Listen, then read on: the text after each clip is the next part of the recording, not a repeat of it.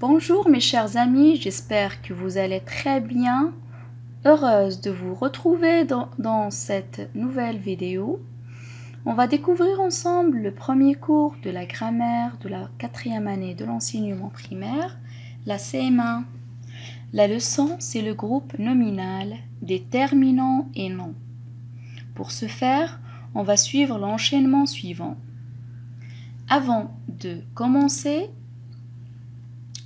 puis j'observe et j'élabore, et enfin je retiens. Avant de commencer, est-ce que vous pouvez me nommer les objets dans votre trousse? Ça veut dire donner un nom à chaque objet dans votre trousse. Prenez votre temps et réfléchissez un peu. On va voir tout de suite quelques suggestions. Dans la trousse, on trouve un crayon, des stylos, la règle, une gomme, le taille-crayon, etc. Vous remarquez, mes amis, que pour nommer ces objets, on a utilisé deux mots et non pas un seul. Maintenant, est-ce que vous pouvez savoir quel mot on a utilisé pour nommer ces objets? Oui, on a utilisé des petits mots qu'on a placés juste avant les noms et qui s'appellent les déterminants. Et comme leur nom l'indique, déterminant, qui est du verbe déterminer, ils doivent servir à apporter une particularité au nom ou tout simplement le distinguer. Comme vous pouvez remarquer dans l'exemple suivant. Le livre, un livre, mon livre, ce livre. On a le nom livre auquel des déterminants sont attachés. Et chaque déterminant donne un sens un peu différent. On va voir ces déterminants plus tard avec plus de précision. Tout de suite, on va observer, lire et comprendre les phrases suivantes. On commence par la phrase A. Mes parents voulaient une famille nombreuse. Mes parents, c'est le sujet. Voulait, c'est le verbe vouloir à l'imparfait. Une famille nombreuse. Nombreuse, ça veut dire avec beaucoup de membres. La deuxième phrase, la phrase B. La petite fille qui va être ma sœur s'appelle Sonia. On a la petite. Petite, c'est un adjectif qualificatif. La petite fille qui va devenir ma sœur s'appelle Sonia. Son nom, c'est Sonia. Et enfin, la phrase C. Sonia est belle, avec des yeux noirs, un nez minuscule, une petite bouche toute rouge. Cette phrase décrit Sonia, précisément son visage. Après avoir observé ces phrases, on va répondre aux questions suivantes. La première question, dans les phrases A et B, souligne les noms. Puis, de quels petits mots sont-ils précédés? Ça veut dire, quels mots se trouvent devant ces noms?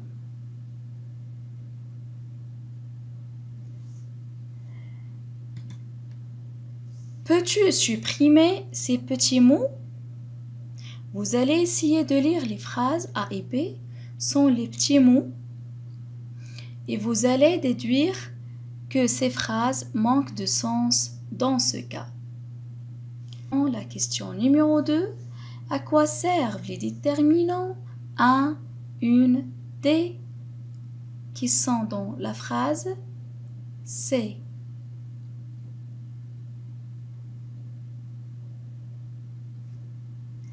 Alors, vous devez déduire le rôle des déterminants un, une, des dans la phrase c'est. La question numéro 3 est la dernière. Dans la phrase B, quel mot peux-tu supprimer sans rendre la phrase incorrecte? Vous allez essayer de supprimer des mots de la phrase B qui vous semblent supplémentaires et obtenir une phrase correcte. Alors, on commence par la première phrase. Mes parents voulaient une famille nombreuse.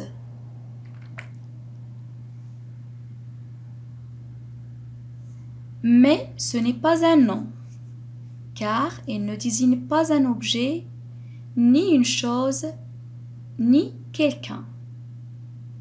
Parents, ce sont des personnes, donc parents est un nom. Voulait, on a dit que c'est un verbe, donc ce n'est non plus un nom.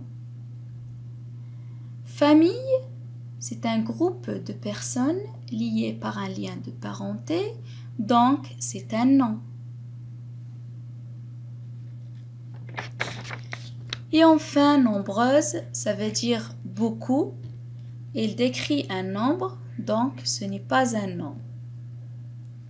Alors, on doit souligner les noms parents et famille. Dans la phrase B, la petite, ici petite, veut dire, c'est un adjectif que je peux remplacer par un autre mot de même nature. Grande par exemple, mince aussi, donc ce n'est pas un nom. Fille, c'est un nom, on dit fille, garçon, il désigne une personne. Sœur aussi, c'est une personne, donc c'est un nom. Sonia, c'est un nom propre. Et vous allez remarquer que je n'ai pas mis aucun petit mot devant. C'est un nom propre. Il n'a pas besoin d'aucun déterminant. Les mots soulignés sont parents, famille, fille, sœur, Sonia. Ces noms-là sont précédés par les mots mais, une, la, ma. Et vous allez remarquer qu'on ne peut pas les supprimer, ils sont obligatoires pour distinguer le nom. On va lire les phrases ensemble en supprimant ces mots-là. La première phrase, je vais supprimer mes et une. La phrase devient parents voulaient famille nombreuse. Vous remarquez que la phrase est un petit peu ambiguë. La deuxième phrase, je supprime la et ma. La phrase devient petite fille qui va être sœur s'appelle Sonia. Ici encore, la phrase n'est plus correcte. On passe à la question numéro 2. Alors, les déterminants 1, une, des servent à préciser le genre et le nombre d'un nom. Sonia est belle avec des yeux noirs. Ici, des yeux noirs. Yeux, c'est un nom au pluriel. Il est précédé par des, qui désigne un nom pluriel. Un nez minuscule, nez c'est un nom masculin, il est précédé alors par le déterminant un qui désigne un nom masculin singulier. Et enfin, une bouche, bouche c'est un nom féminin singulier, il est alors précédé par le déterminant une qui désigne un nom féminin singulier. La question numéro 3 est la dernière. Alors, on peut supprimer petite et le groupe de mots qui va être ma sœur. On va lire la phrase pour voir est-ce qu'il est correct. La phrase B devient la fille s'appelle Sonia. C'est une phrase correcte, mais avec moins d'informations.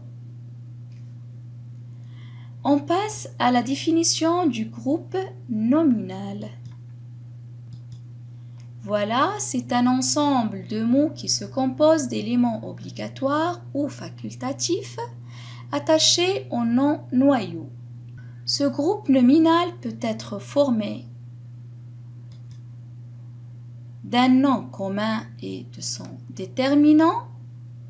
Exemple, le chat, mon cartable, etc. On dit que ce groupe nominal est minimal. Il contient le minimum d'éléments. Comme il peut être un nom propre, Rabat, Sonia, etc.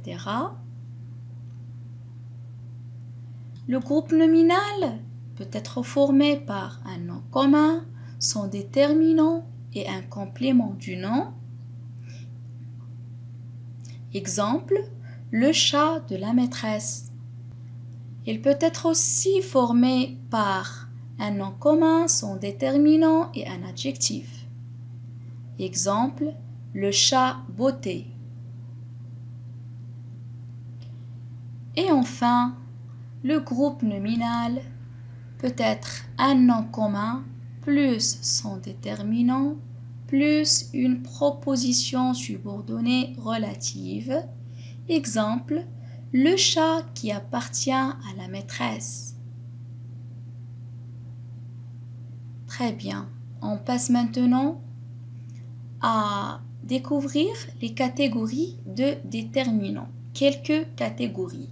Et on commence par les articles définis. Alors, les articles définis sont la, le et l'apostrophe les. C'est pour distinguer un nom connu. Exemple, le chat de ma grand-mère est blanc. L'arbre du jardin est en fleurs. Les animaux de la ferme dorment. Vous voyez que je change l'article défini selon le nom auquel il est attaché. Je mets le lorsque le nom est masculin singulier et l'apostrophe lorsque mon nom commence par une voyelle et qu'il est au singulier, et j'utilise les lorsque le nom est au pluriel. Et bien sûr, la pour un nom féminin singulier. La deuxième catégorie de déterminants, c'est les articles indéfinis. Un, une, des. Exemple, je mange une pomme. Je mange une pomme. Ici, pomme, c'est un nom féminin singulier. Alors, je dois mettre l'article indéfini une. Des oiseaux volent dans le ciel. Oiseau, c'est un nom pluriel. Alors, je dois mettre l'article indéfini des. Un oiseau pose sur ma fenêtre. Le mot oiseau, c'est un nom masculin singulier. Alors, j'ai mis un. Les déterminants possessifs mon, ma, mes pour déterminer l'appartenance à moi, ton, ta, tes pour déterminer l'appartenance à toi, son, sa, ses pour déterminer l'appartenance à lui, notre, nos pour déterminer l'appartenance à nous, votre et vous pour déterminer l'appartenance à vous, et enfin leur et leur avec S pour déterminer l'appartenance à eux. On va voir les exemples.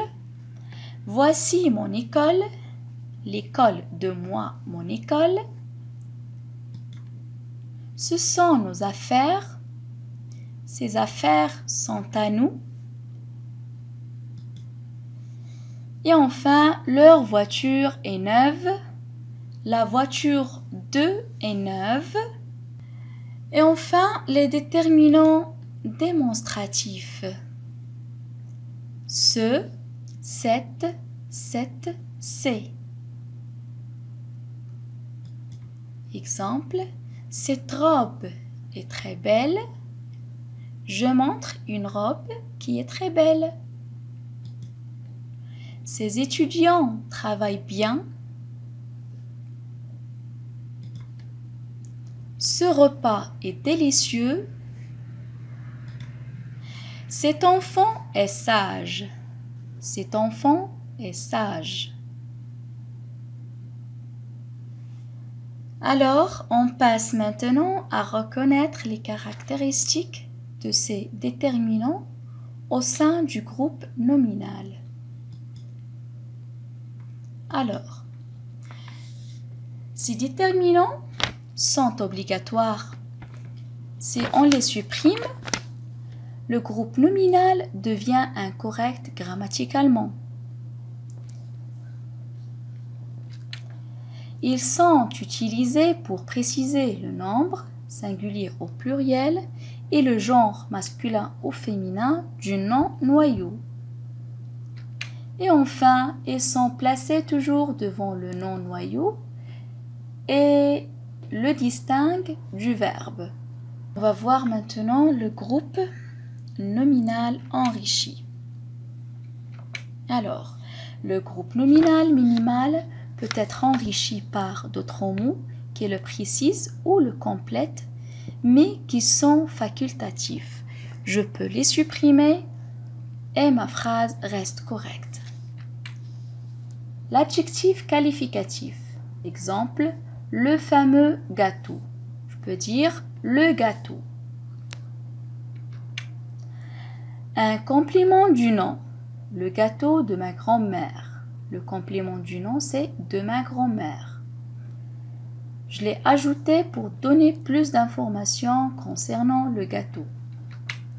Et enfin, le groupe de mots ou bien propositions subordonnées relatives. Exemple, le gâteau que ma grand-mère prépare. Ici aussi, j'ai ajouté la proposition ma grand-mère prépare pour donner plus de précision à propos du gâteau. Ce que vous devez retenir, le nom noyau dans un groupe nominal, c'est un nom commun ou un nom propre auquel les autres groupes de mots sont attachés. On a aussi le groupe nominal minimal. Il est formé d'un déterminant et du nom noyau. Et enfin, le groupe nominal enrichi.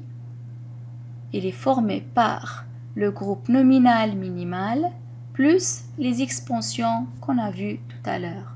Adjectif qualificatif, complément de nom ou bien proposition subordonnée relative. Notre leçon touche à sa fin. J'espère qu'il a été assez clair. Je vous retrouve dans une nouvelle vidéo avec des exercices pour s'entraîner. Merci de votre attention. À très bientôt, Inch'Allah.